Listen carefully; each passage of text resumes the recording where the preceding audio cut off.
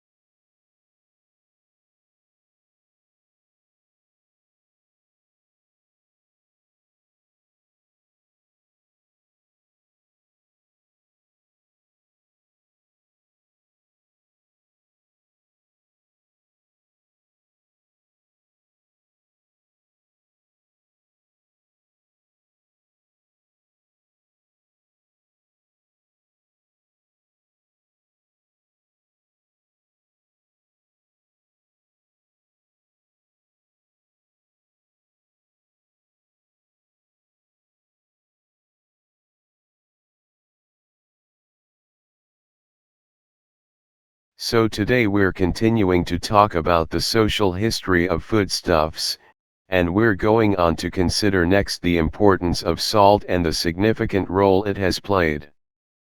Salt was a highly valued commodity in ancient times. Not because it made food taste nicer, but because of the way it could be used to preserve food.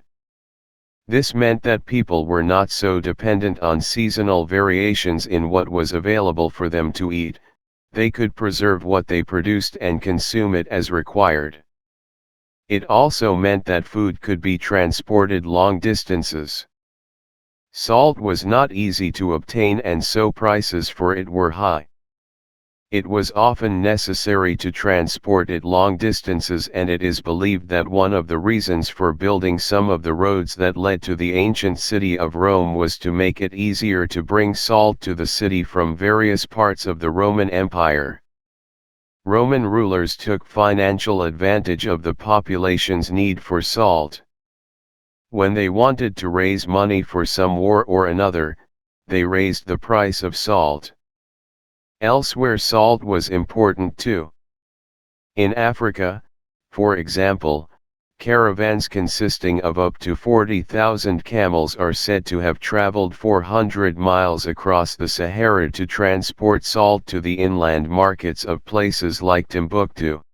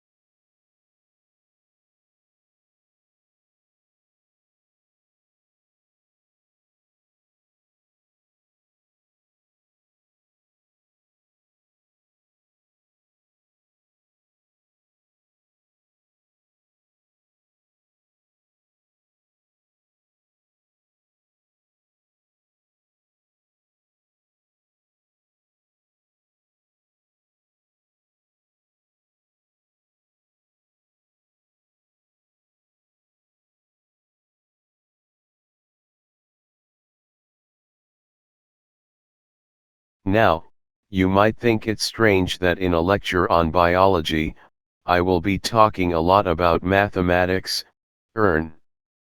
If I may digress a bit. When I was a student, mathematics, the language of dear abstraction, had nothing to do with life sciences like biology, the sphere of messy organic forms, cutting up frogs in the lab, and so on. In fact, I started doing biology precisely to avoid metals and physics. So, I've had a lot of catching up to do.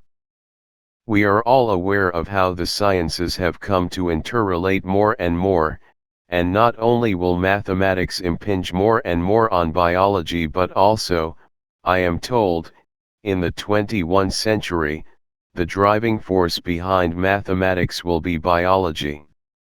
This is partly because mathematicians are always on the lookout for more areas to conquer.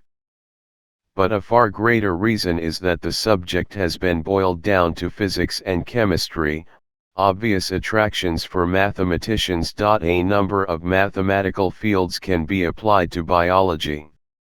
For example, knot theory is used in the analysis of the tangled strands of DNA, and abstract geometry in 4 or more dimensions is used to tell us about viruses.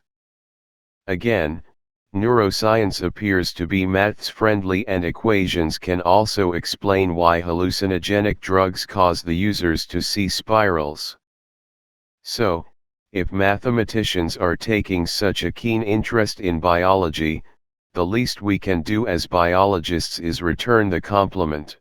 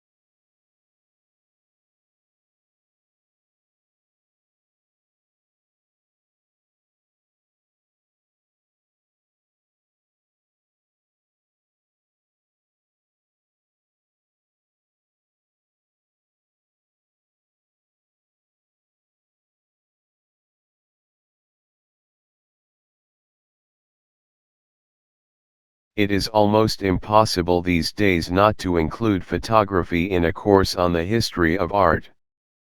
I disagree with people such as Walter Benjamin, who suggest that technology and don't go well together.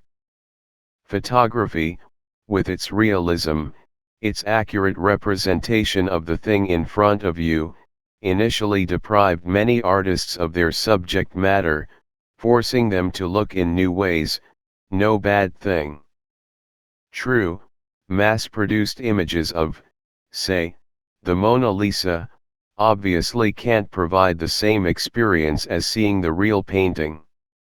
On the other hand, there are photographs which, to my mind, are far more thought-provoking and have greater emotional impact than a painting of the same subject could.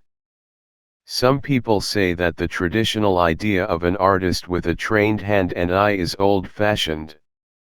They no longer believe that an artist needs specialist knowledge, but rather that he or she can simply point a camera at a scene and record it. However, on the one hand, that ignores the creative skill involved in producing photographs. On the other hand, it also ignores the fact that even in the past, painters used various technological aids. For example, the Dutch painter, Vermeer, used a camera obscura to help him create his images. We'll go into that later, but for now, Jay want to look at the documentary and cultural value of photography.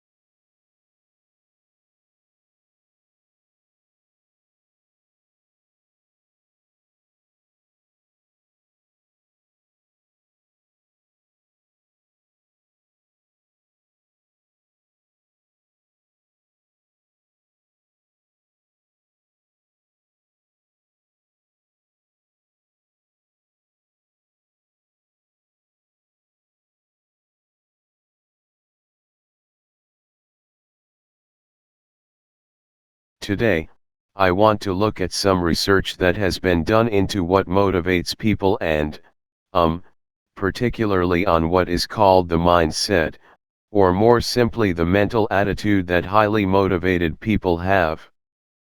And, of course, the attitude of those who aren't so motivated, or who lose their motivation. Now, it's obvious that motivation is crucial to performance, but that doesn't tell us where it comes from.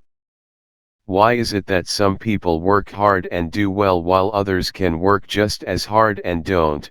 Why some are committed to what they are doing and others aren't? Finding answers to this question would be extremely useful to educators, as well as in other areas of life. Businesses, for example, have long believed that financial incentives, bonuses, perks, pay rises, are the great motivators, and to an extent they can make a difference, but what we are calling the mindset is more important. What has made it difficult to find out what the causes of motivation are, is that motivation and the capacity for hard work can be mistaken for talent, thinking it's a gift. Either you've got it or you haven't. People who believe this have a fixed mindset and are not only going to perform less well than they could, but it's also an attitude that will affect their whole outlook on life. Some say that if talent is something people are born with and you're unlucky enough not to have any, then there's not much point in putting in all that extra effort for no real reward. However, research has shown that if you put in the hours, practice brings the same level of achievement as talent. It's a question of changing this fixed attitude and adopting a growth attitude, which includes seeing mistakes and failures as opportunities to improve.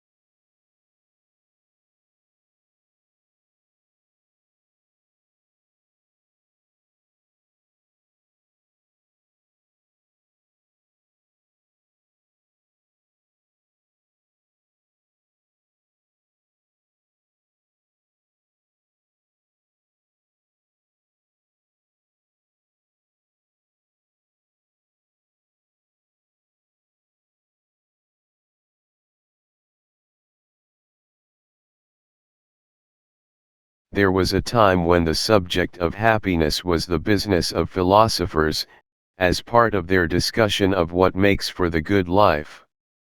Then, much later, psychologists and sociologists got in on the act, and now, it seems, so has the government.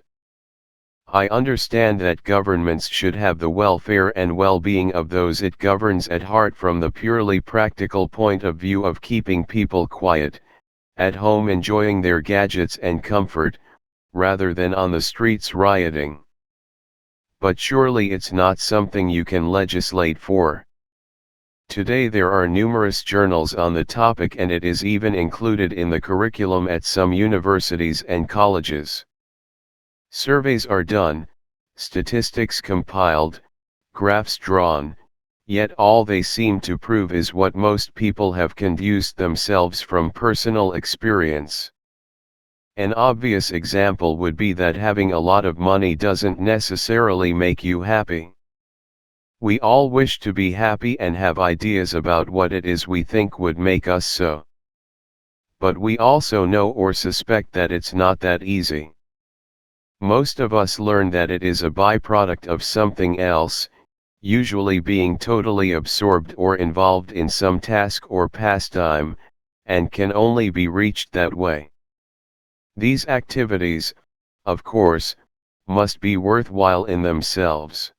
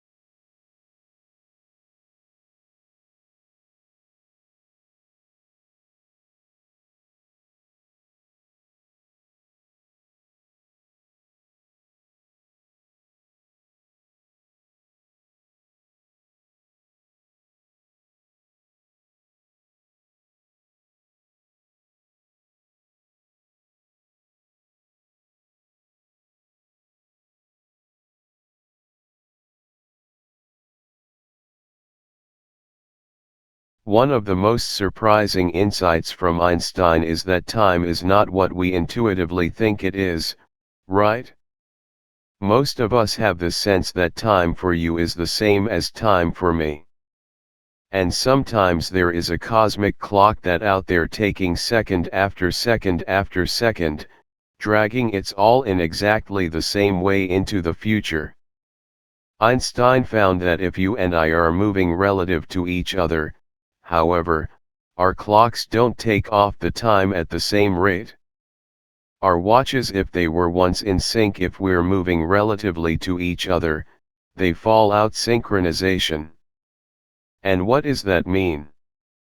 All that means that what I consider to be happening right now at a given moment, from your perspective, that might be the past or might be the future.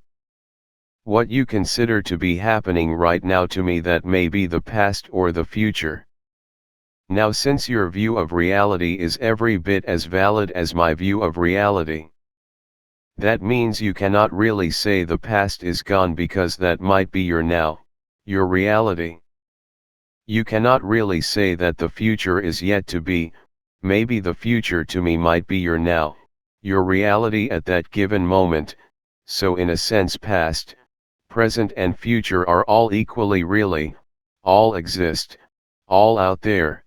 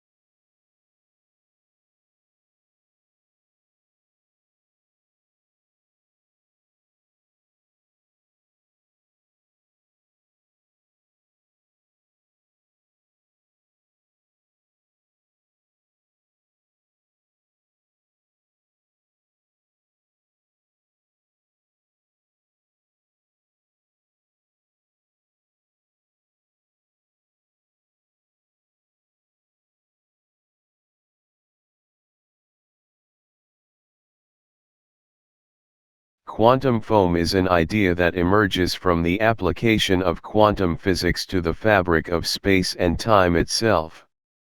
You see, Einstein taught us in general activity that space and time are not in an inert backdrop.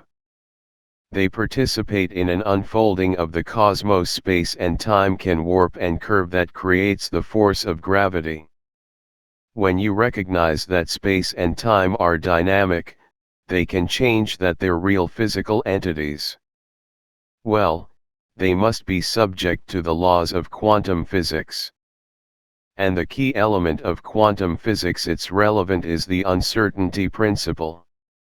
When applying to the space and time, it's a space and time are uncertain, which means they can wildly fluctuate. They can in a sense look like the violently boiling surface of a pot of water. When you examine space and time and fantastically small scales. So the idea is that if you examine space in small and small scales, not everyday scales, but tiny scales, the uncertainty gets bigger and bigger, and space and time became foam-like. They look bubbly. They look phonetic, undulating. That's quantum foam down of the ultra-microscopic scale that we've been struggling to deal with for decades, because the math Einstein doesn't work down there. The math quantum mechanics and the math Einstein lock horns. We've been trying to resolve that conflict in the essence to understand what truly is going on with the quantum foam.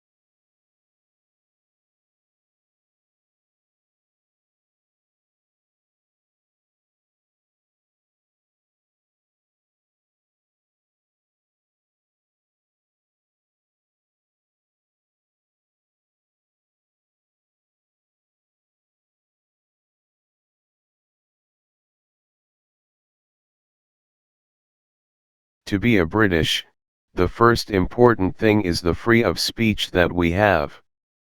It doesn't matter how small you are, how big you are able to shout. I think security is very important. It's a society that has democracy as its basic value. There are people who come from a third world which wasn't a British colony, where they didn't have democracy such way. They grew up under what I called a law lord. A system where the king or the local headman was the ruler of that particular area and he laid down the laws. And there are still parts of Africa as well as Middle East where the system still exists. They have to follow that ritual and that's it, they cannot argue against it.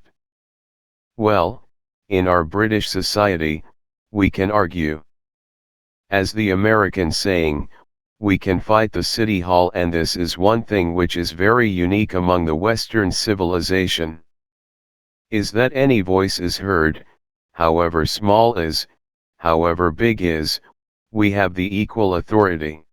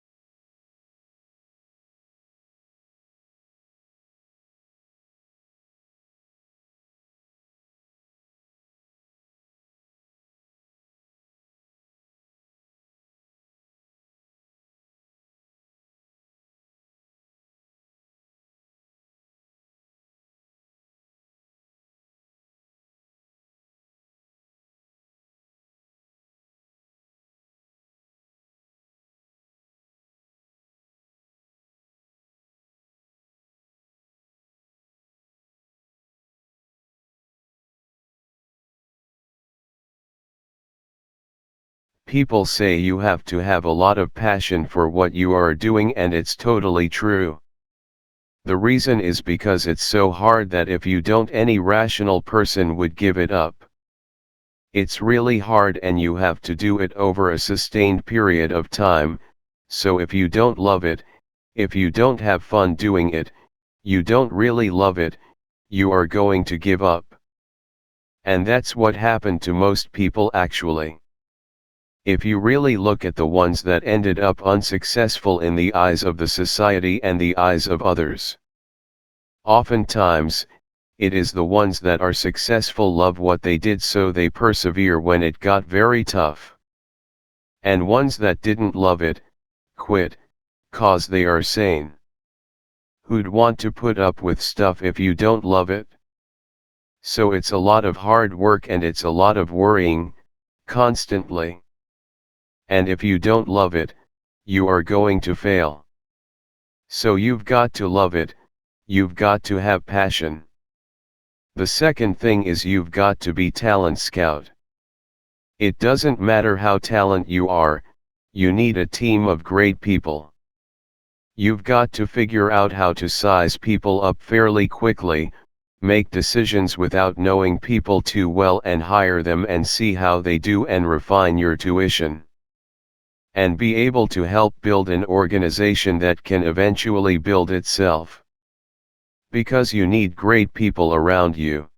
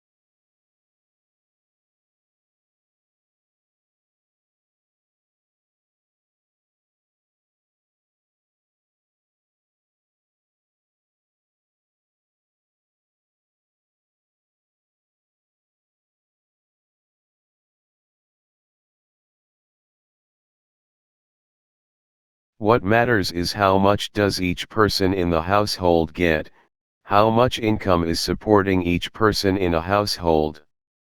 Look what happens, we take that 18% figure. Again, the figure I remind you is from 1976 until 2006 in inflation-adjusted terms. The income above the median household income of Americans rose only by 18%, but at the same time the size of the household has fallen. So what's happened to the average income per person in the household? Per household person income per each individual in the household over that 30-year period. We see that rose not by 18% but by 32%, because the number of people in a household haven't fallen, the amount of income earned by the household goes further per person. Because there were fewer people to share per person. Each person gets a larger slice of the pie because of few people sharing the pie. Just making that one adjustment, looking at what's happened to the size of households, causes that 18% figure to rise to 32%. 32% still not great over a 30-year period, but it's different than 18%, a little bit more optimistic, and if nothing else, it should give you some sense that data have to be interpreted carefully.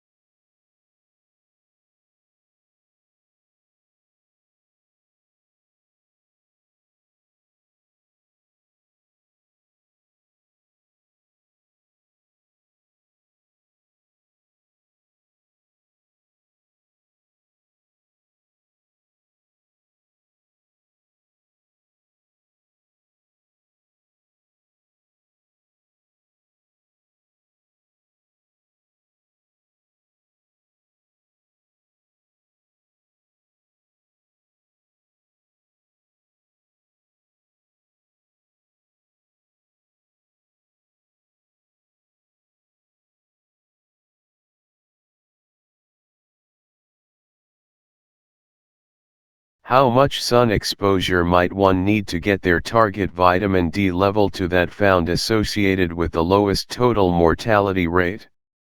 Well, it depends.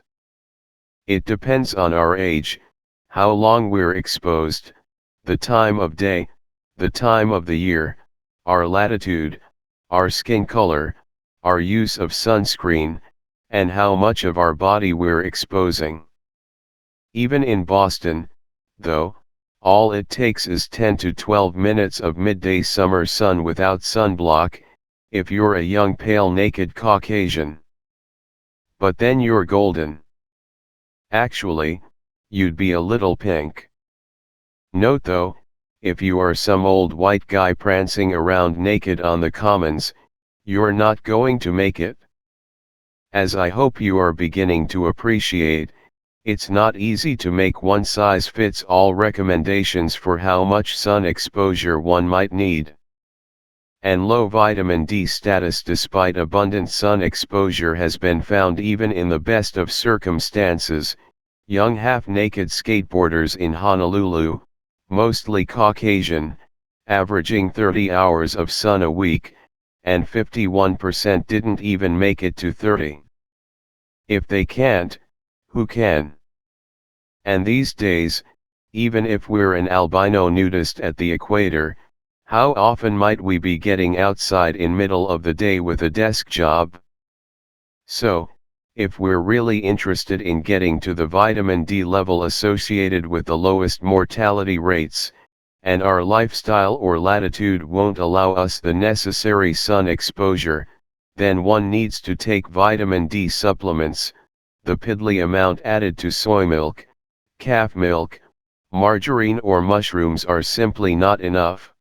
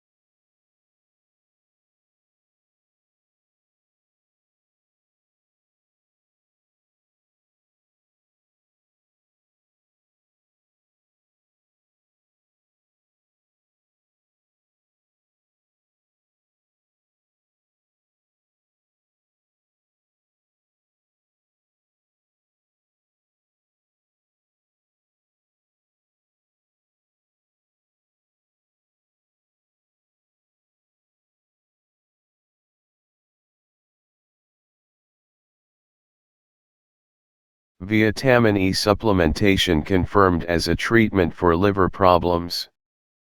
Hi, I'm Dr. James Mesgino. There is a fatty liver condition known as NASH. That is commonly seen in diabetics, pre-diabetics, and people who are overweight. NASH stands for non-alcoholic steatohepatitis, a condition where you have an inflamed liver that is not caused by alcohol consumption. It is caused by faulty lifestyle behaviors, lots of fat in the diet in particular. Of course, alcohol consumption can also induce fatty liver problems.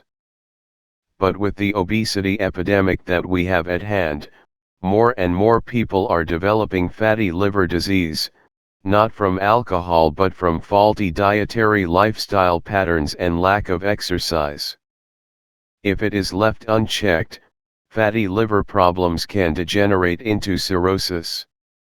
In cirrhosis of the liver, you are getting scar tissue and fibrotic tissue. Nodules start to replace normal liver tissue. With advancing cirrhosis, you can end up with liver failure, requiring a liver transplant. Cirrhosis is the 10th leading cause of death in men in our society. It is the 12th leading cause of death in women in our society as of 2001. In 2012, new medical guidelines were issued for the management of non-alcoholic steatohepatitis. One of the major recommendations was 800 IUs of vitamin E every day. Why? Well, vitamin E is one of the few agents that has been shown to actually reverse some of the liver damage in people that have this problem. Other studies have also shown recently that vitamin E is linked to prevention of liver cancer in people who are high risk for primary liver cancer. Primary liver cancer is known as hepatocellular carcinoma.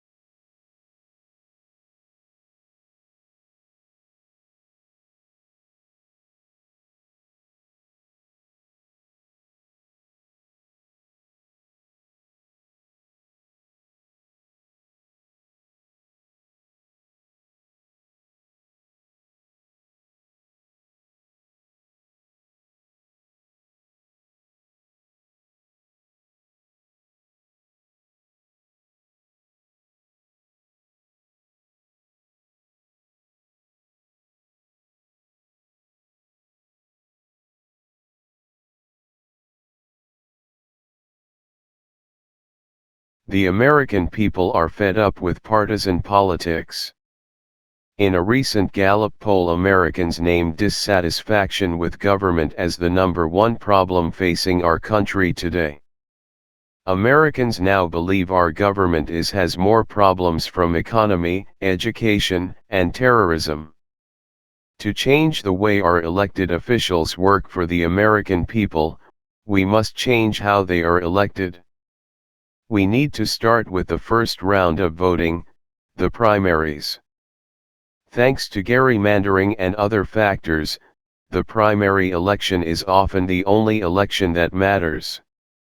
In many states, less than 5% of the electorate are actually deciding who represents 100% of that district or state.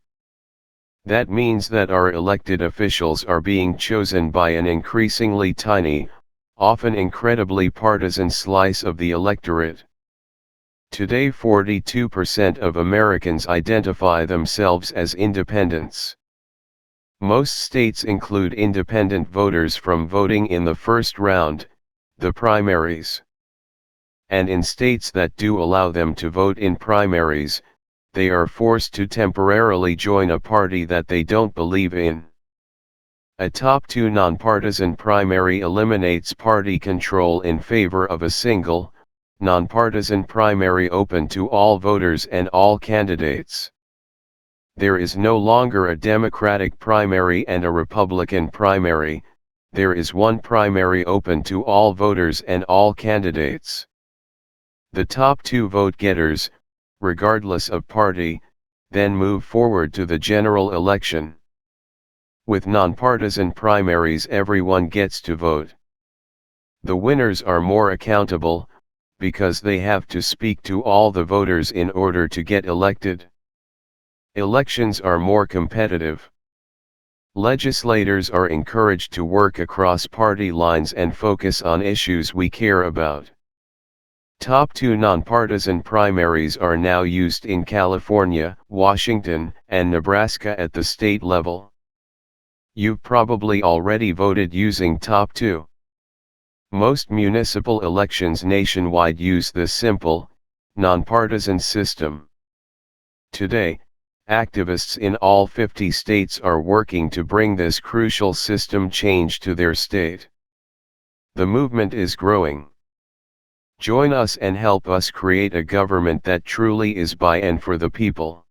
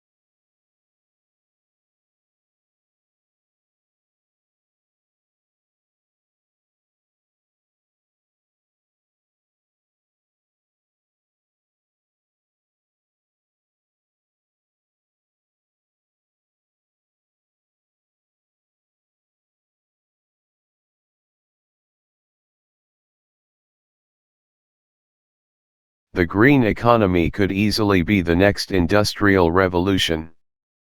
I mean, energy is, we all need energy.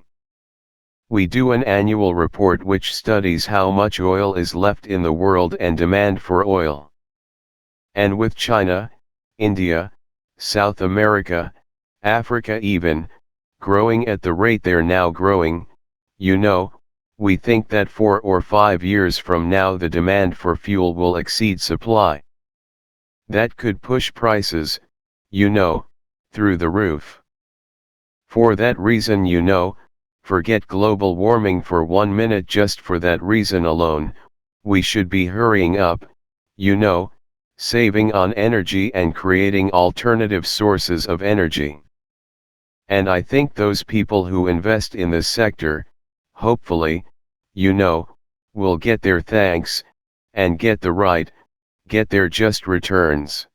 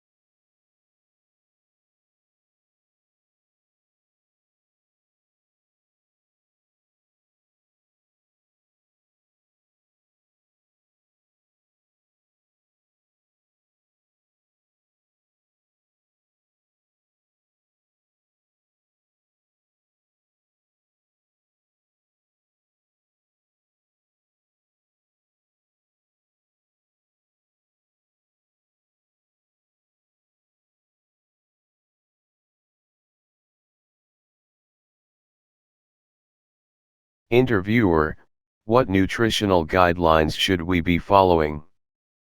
Interviewee: well, probably the best source of nutritional guidelines are those that are issued by the American Cancer Society or the National Cancer Institute. And the American Cancer Society, for example, offers 4 really basic, simple nutrition guidelines. The first guideline, which in my mind is the most important, is to choose most of the foods that you eat from plant sources, and we can talk in more detail about that in a moment.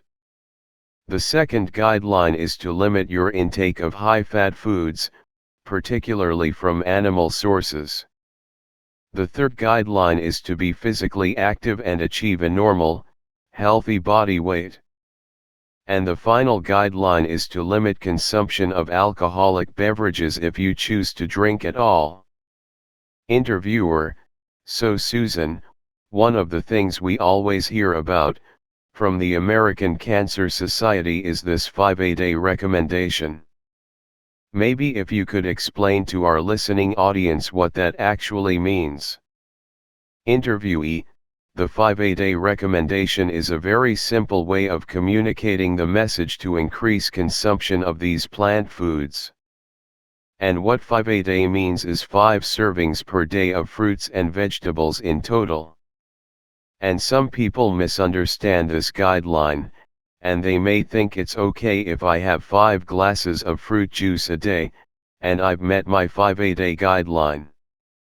The goal is really to choose both fruits and vegetables as part of the 5-a-day guideline, to vary the fruits and vegetables that you eat on a daily basis, and that alone is a very major step forward in terms of reducing your risk for cancer.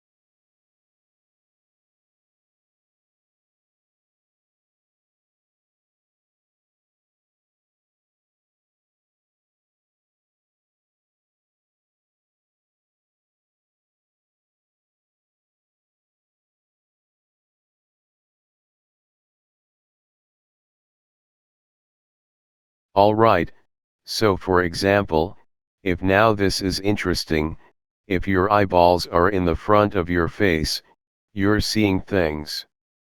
The part of your brain that lights up when you see something is actually back here. So if you actually were watching like in my class, I'm sure the PowerPoints to die for and do the part of the brain that activated at that moment is way back there. If I'm giving the speech of a lifetime and my students are like more, on like this is the part of the brain that lights up. For example, I am just characterizing here interestingly enough if that's all you did. You are lecturing, you giving presentations, that's it.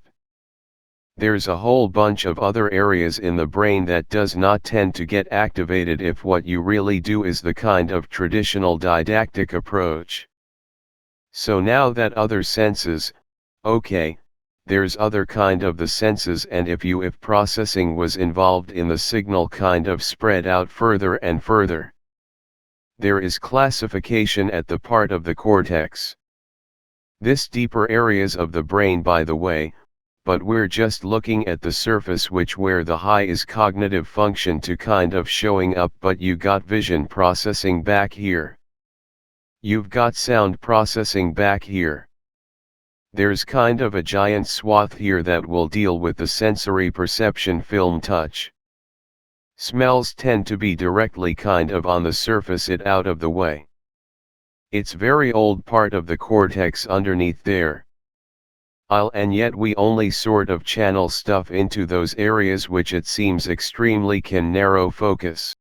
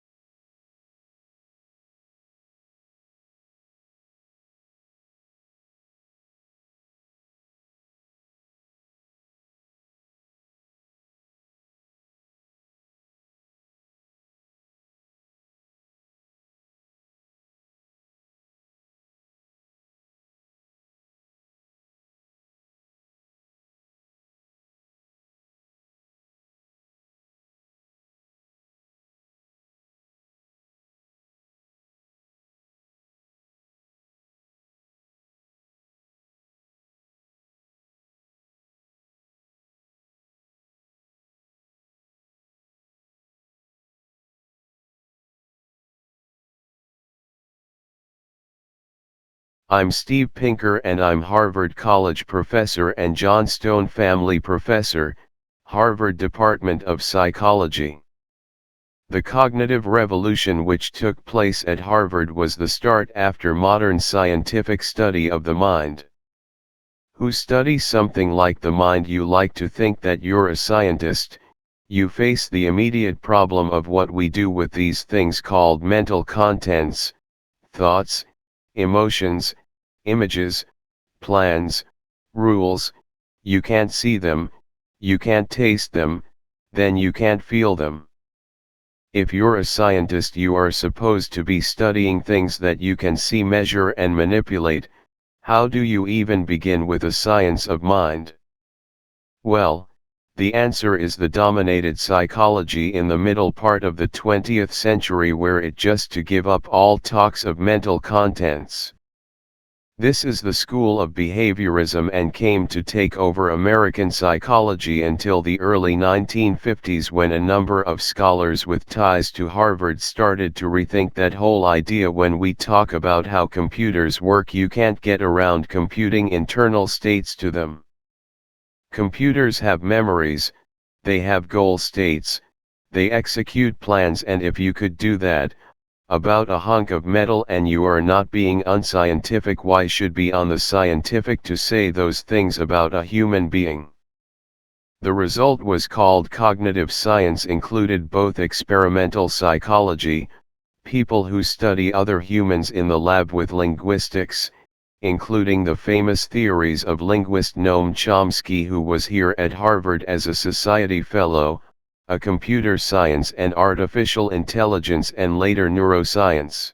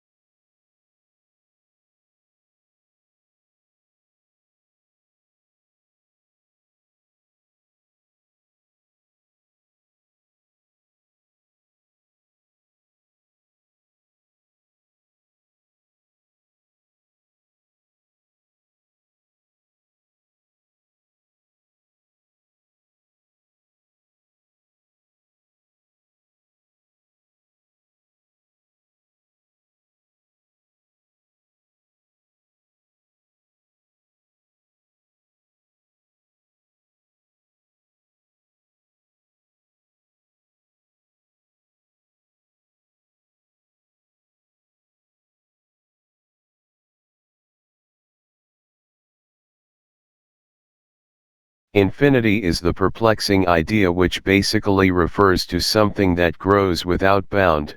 No matter what number you might assign to something, infinity would be larger than that number. We make use of infinity in a number of ways in physics. We image that space conceivably could go on infinitely far. We imagine that in principle the universe could go on for an infinite matter of time.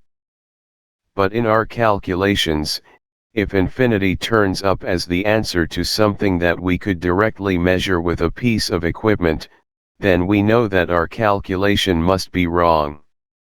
We have used that as a diagnostic over many decades to tell us if you find infinite popping out of your equations for something you can measure, you'd better go back, think about those equations, modify them in some way in order to get a finite answer, as that's the only kind of answer that we could ever directly measure.